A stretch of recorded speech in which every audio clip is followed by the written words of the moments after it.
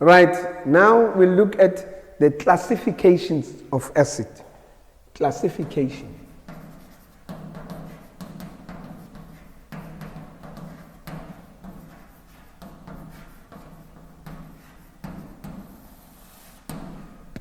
Classification of acids.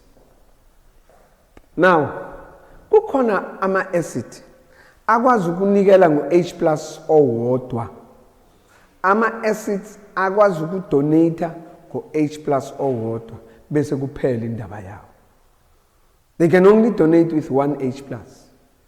Konje sithe yini H plus? Now, i-H plus ngokwazi kwami, it's a proton. This is according to Laurie Bronsted. They say it's a proton. Now, because it can donate with one H plus, it's a proton. Then we call it a monoprotic. Kukhona ama-acids that are monoprotic. Mono means one. Monoprotic, monoproton. It donates with one proton. For example, let's take an example of an acid which is monoprotic. HCl. HCl donates with H plus. Mese donating with H plus, sokusalana Cl minus. Sekuphelile indaba yakhe. If HCl donates with H plus, then it forms Cl minus. Lena ke sekuyini na is classified as a what? Monoprotic. These are monoprotic. Donate with one H plus. Another example, HNO3, nitric acid. Nitric acid. My donator with H plus, it forms NO3 minus. Nitrate. Donate with one H plus. Phelele indaba yayo. Angeke isakwazi iqhubeka idonate. Now kukhona engifuna ukuyiveza kakhulu. That will make sense uma sesizokwenza ne organic chemistry. Nansi i-acid engikhuluma ngayo. CH3 COOH, acetic acid or ethanoic acid. Acetic acid, yebo inabo hydrogen about 4, but it can only donate with one hydrogen. It's a monoprotic. Yebo about 4, about 3 la eyodwa na. Kodwa engadonate ngayo ile kuphela.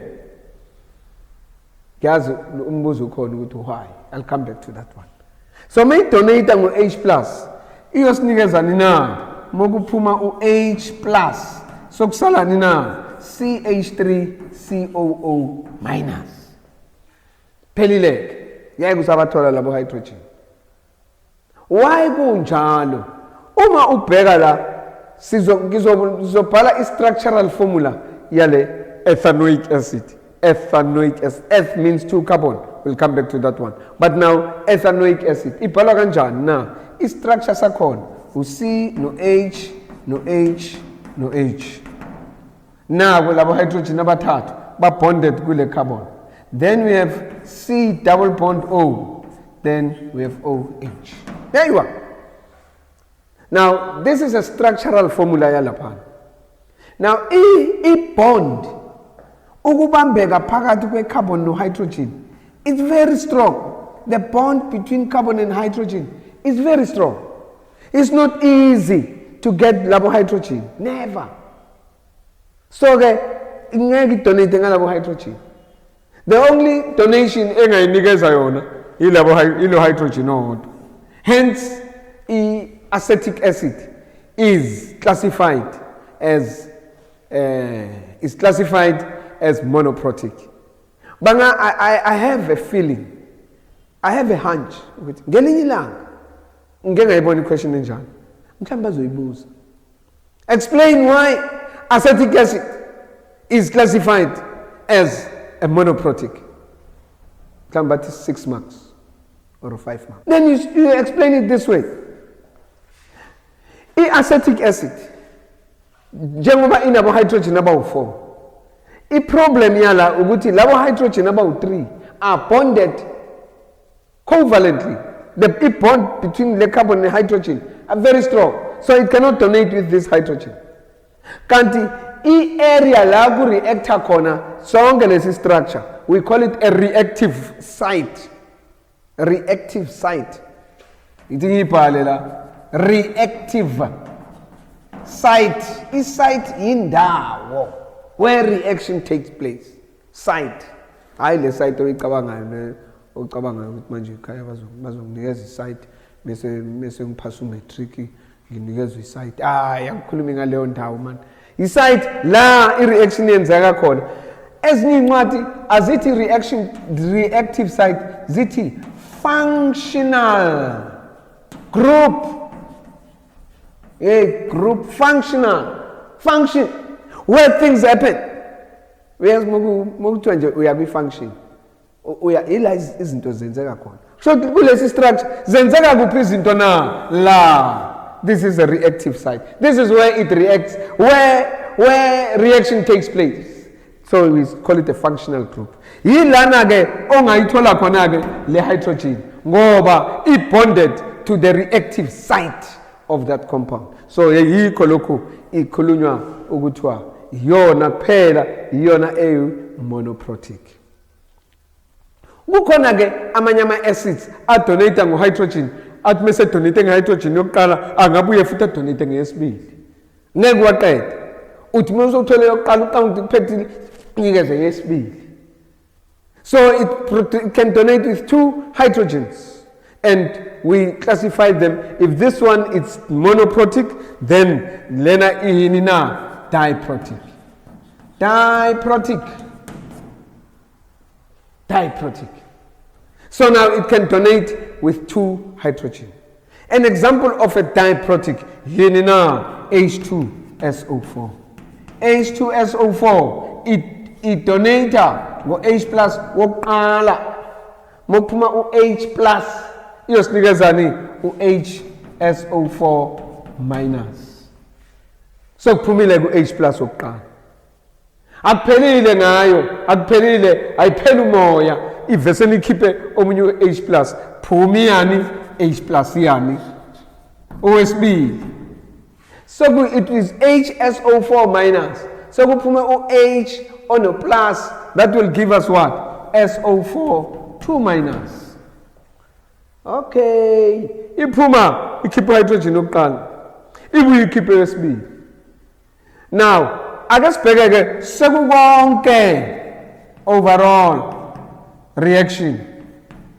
Overall yesikhuluma nge-overall bawethu abanye sithi overall overall shothi leyo ngubo oyigqokayo ekhaya oyigqokayo ukuze ungangcolisi impahla ingaphezulu kwawo konke. Manje ubona umuntu sefake overall efake nebhantshi phezulu kwe-overall kanti overall ushothi nebhantshi lizoba ngaphansi kwe-overall ngoba umsebenzi irole edlala i-overall is to cover.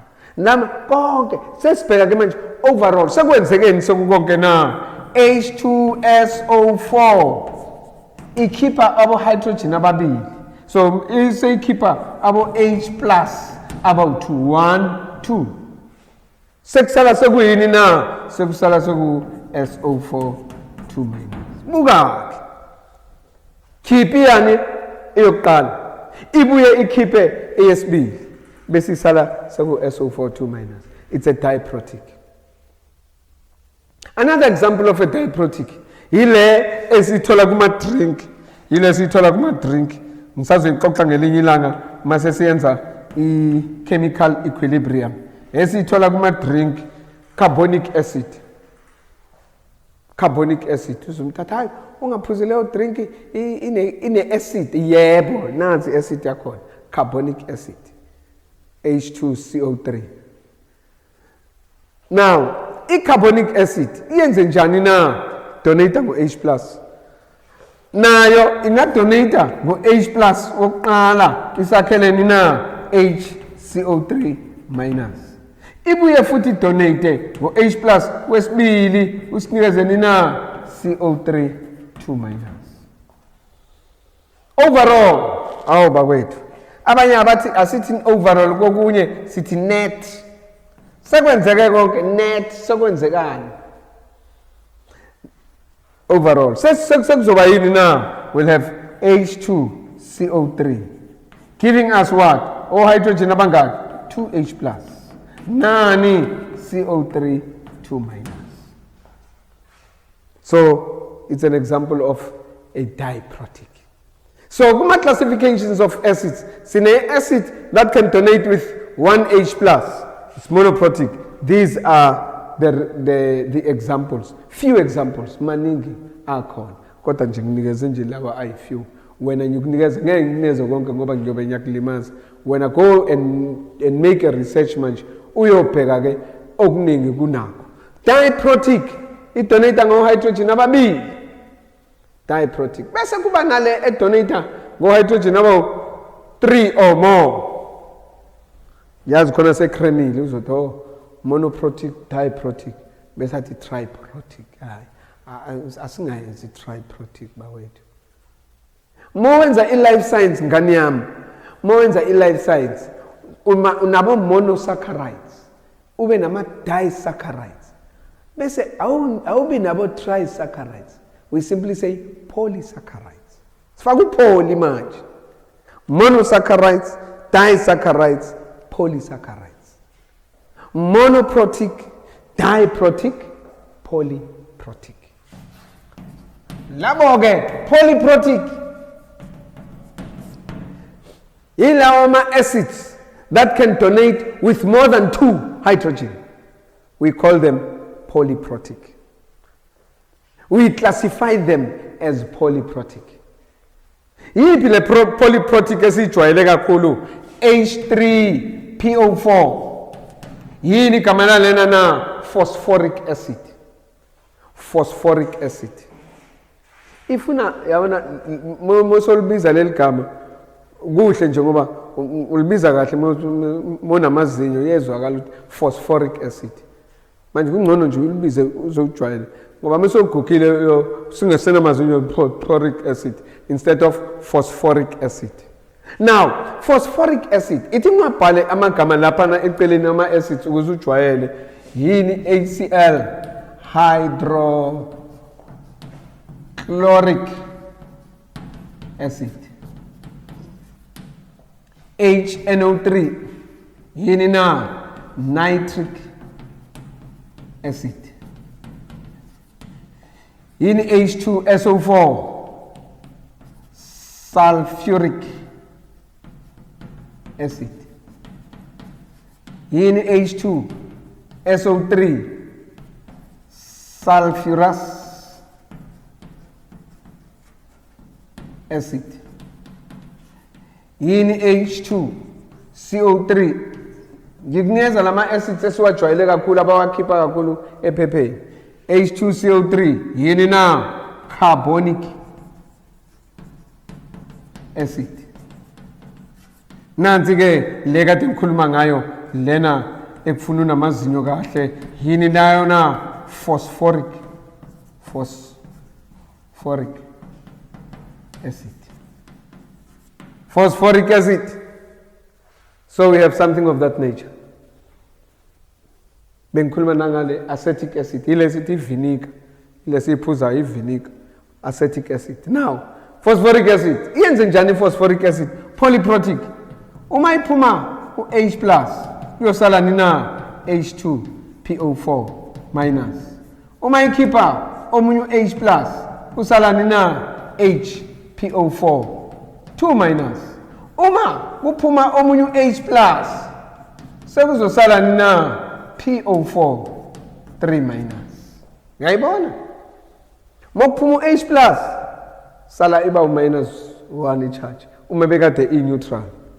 Phuma omunye u-H plus bekade manje i-positive i-minus 1 sekuzoba u-minus 2 ishoda ngo-hydrogen. Mephuma omunye u-H plus nango ophumayo. Uyaphuma sekusalani na PO4 3 minus. Now, overall, labo abo hydrogen abathathu basinikezani abo H plus abangaki abo 3H plus nani na no PO4 3 minus.